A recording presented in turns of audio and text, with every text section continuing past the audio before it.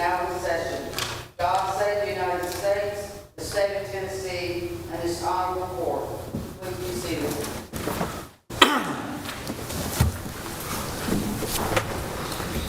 Good morning. Call the first case, please.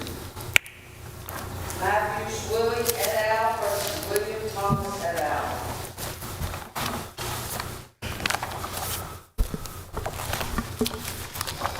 Good morning, Your Honor. My name is Richard Graves of the Knoxville Bar, here for the plaintiffs and appellants in this matter. If I could, I'd like to reserve 5 minutes for rebuttal. That'll be fine. This is a breach of contract action, and I think big picture, substantively, this case really is a case of black letter common law. And I say that because we are dealing with two contracts that were both dependent on each other, that I believe both were 3 pages apiece. So they're very terse documents. There's a lot of gaps that the common law has to fill, but the nature of this dispute is really as substantively as simple as, or the question is, was the seller ready, willing, and able to close on a closing date of April 30th, 2021? Procedurally, while we're here today, it's a summary judgment case as we see it. The seller defendant moved for summary judgment, arguing that the buyers, which were the plaintiff's appellants, were not ready, willing, and able to close on that date, which is true, and that as a matter of law, our breach of contract action for damages should be dismissed because we were the first to breach, essentially. And the court granted summary judgment to the seller, and we believe that's an error for the reasons I'll set forth below.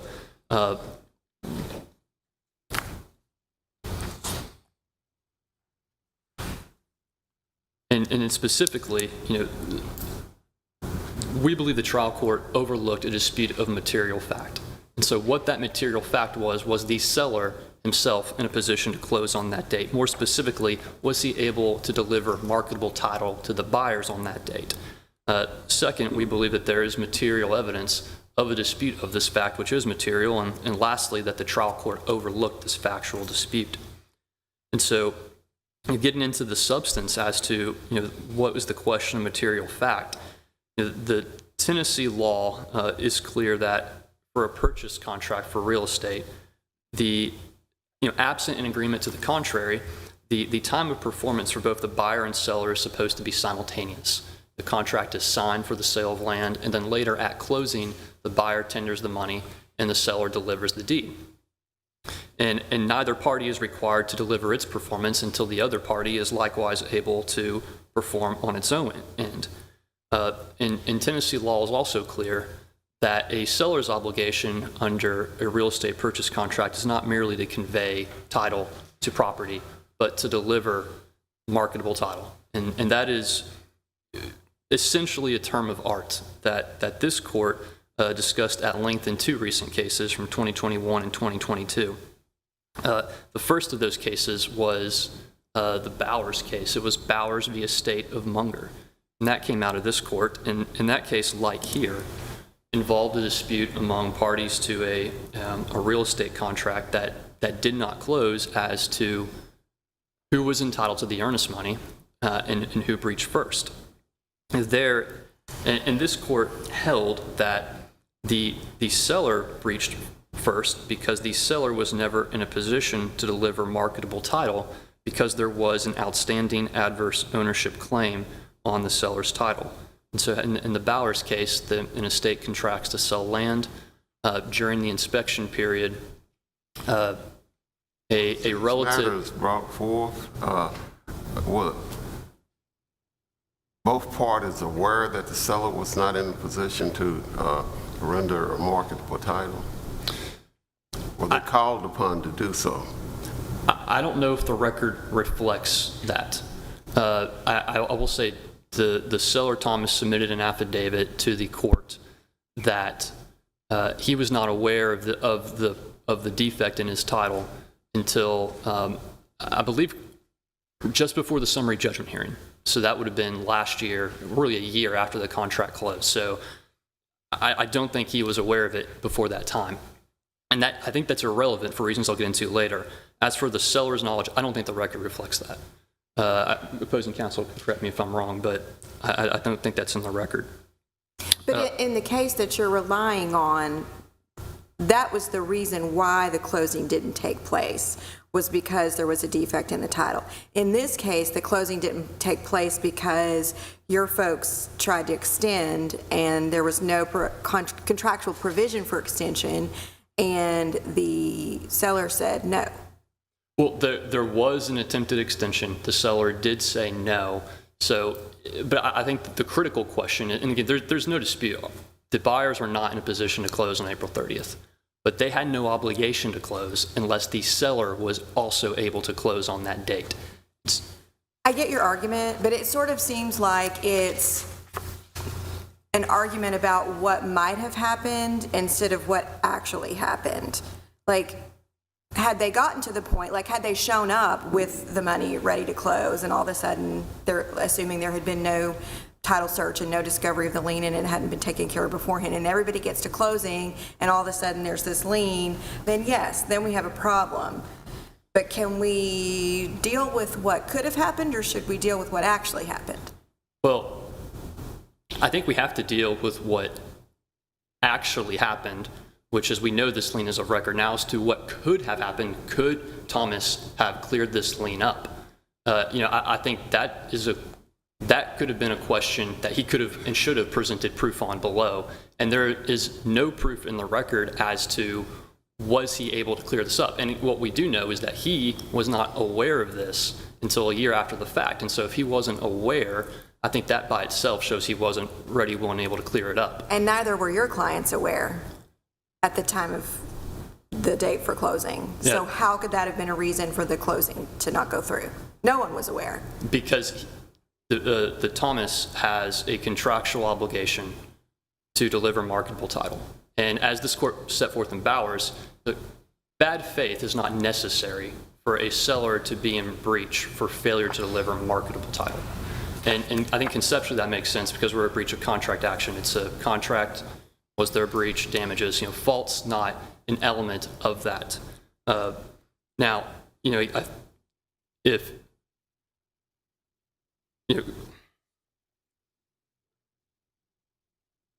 I understand the appellee's argument, not to get forth more of my reply, but in the reply brief materials, they make a very similar argument to hey, we could have done this if certain circumstances were a certain way, but they never put on any proof of that. And even if they did put on proof of that, again, this is a summary judgment case.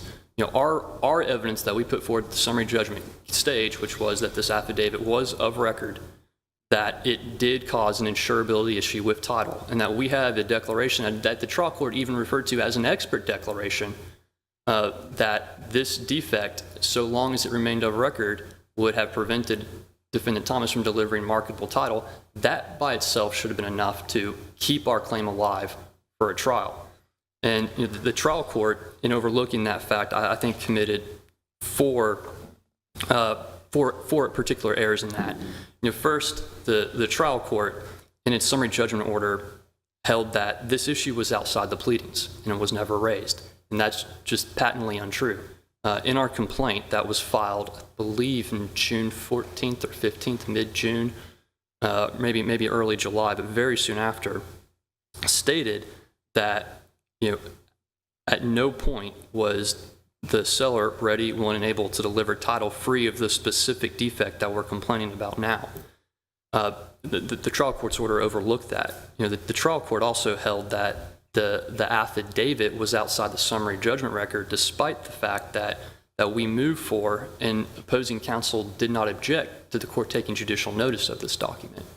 And this court recently held, I think just after that summary judgment hearing in Dodgson v. Williams, that items in the registrar's office are subject to judicial notice.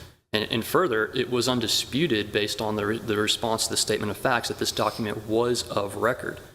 And so, the trial court overlooked that.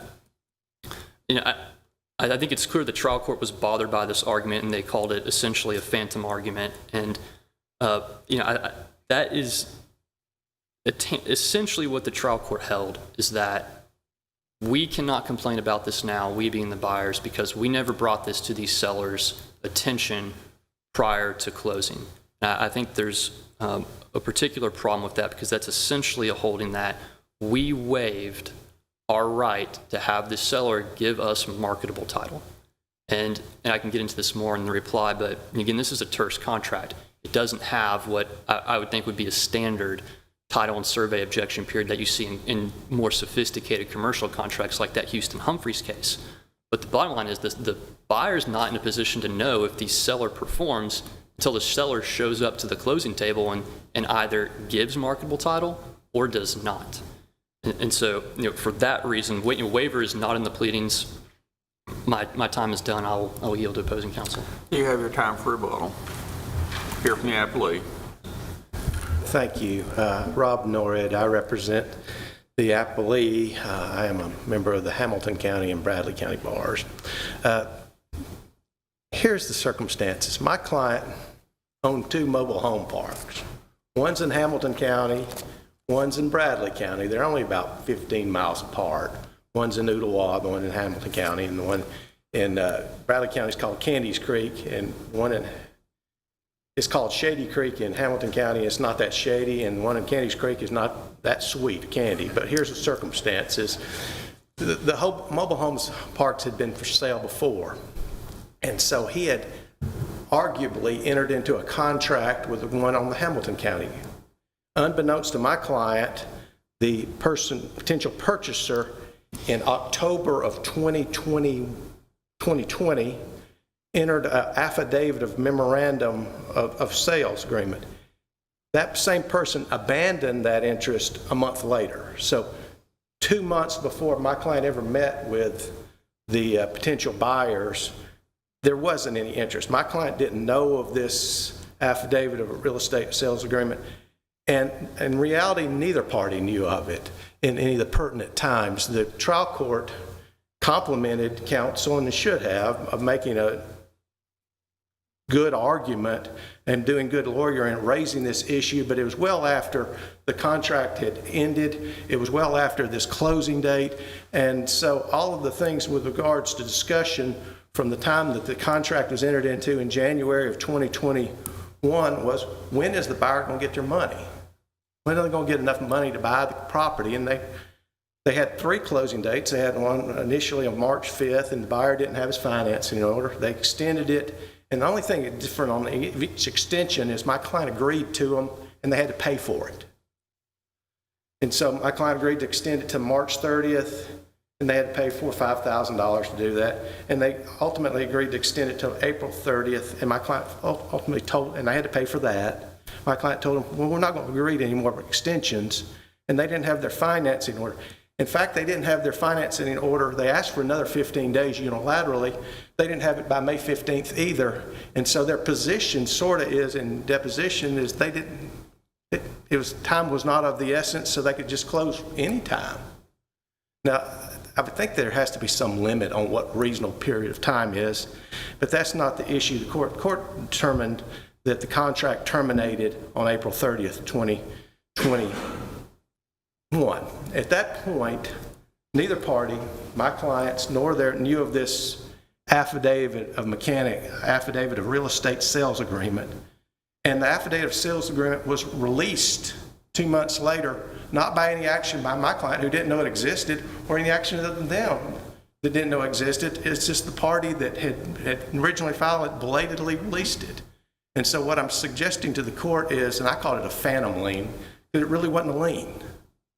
And if, to follow their logical argument to its extension, if my client had a mortgage on that property, their argument would be, well, I can't provide you good marketable title until it closes. Unless I can get the mortgage released. Well, most properties in Knox County and every other county in Tennessee have some kind of lien or encumbrance. This property essentially was unencumbered except for what I call a phantom lien. And so if he calls it Bowers, I call it Munger.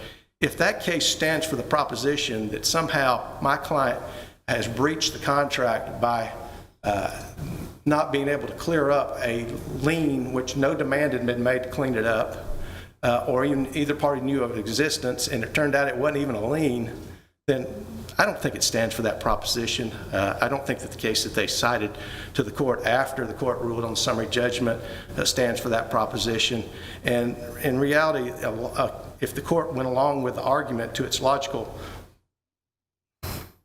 conclusion, the buyer would always have an out if the seller had a mortgage on the property. And I just don't think that's what they intended. Does the court have any questions for me? I hear none. Okay, thank you. Appellate rebuttal.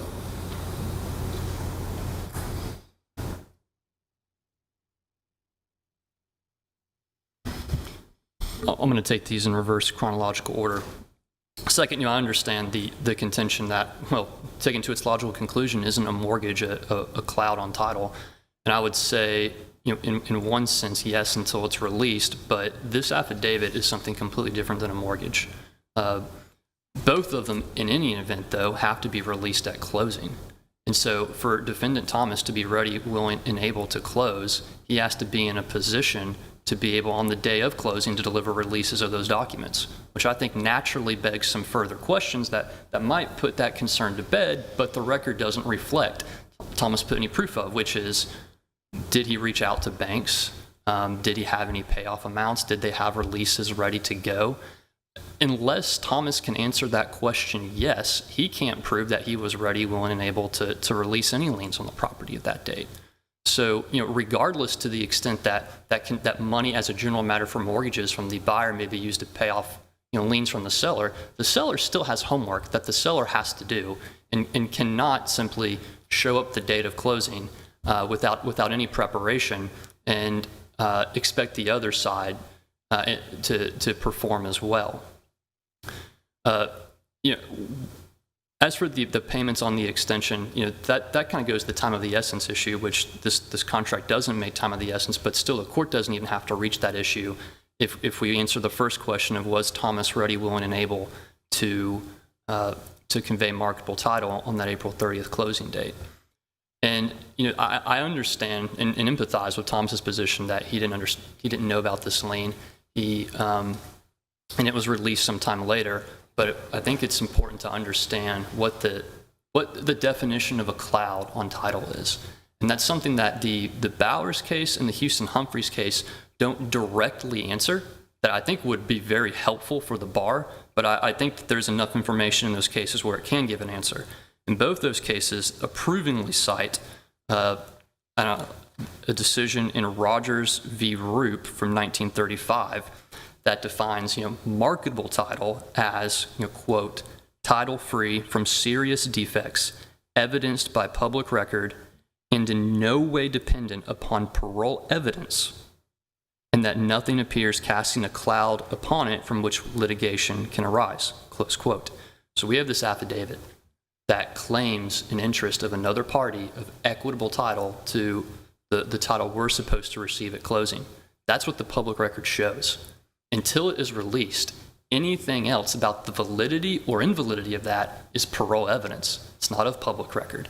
And if you have to have parole evidence to clear that defect, then under the definition in Rogers v. Roop that this court endorsed in Bowers and in Houston Humphreys, we cannot say that the title is free from serious defects evidenced by public record and in no way dependent upon parole evidence. So I think that naturally, just applying that definition to here, the public record shows it. If Thomas has parole evidence, then that still doesn't cure the defect as of the date it's of record. I would note the Houston Humphreys case, mentioned this in the brief, but I think this is just helpful to highlight. That case involved an encroachment of a building onto a railroad right-of-way. The encroachment had been there, I believe, for some time, maybe 50 years, but I don't think railroads are subject to adverse possession, so that presents a problem. And so the Court of Appeals held there, hey, this encroachment could subject this property owner to litigation. That's a cloud on title. I argued, I believe to the trial court, a year ago, maybe a year ago, that the Houston Humphreys case did not expressly answer whether it's a question of law or fact as to whether something is a cloud on title. Well, the Supreme Court has given us an answer, and it's a question of fact. And because the Supreme Court denied review of that case, but in its order, it did designate that Houston Humphrey's decision not for citation, but only, quote, to the extent the Court of Appeals opinion could be interpreted as holding that any unauthorized encroachment of a building on adjoining property per se makes the building's property unmarkable, close quote. All that to say is I think it's a question of fact whether this title, whether the seller was able to deliver marketable title on that date, and there is ample, substantial material evidence of a factual dispute that the trial court overlooked, and therefore this case should be reversed. Thank you. Court's thanks to counsel for both sides. We appreciate your oral arguments and your briefs in this matter.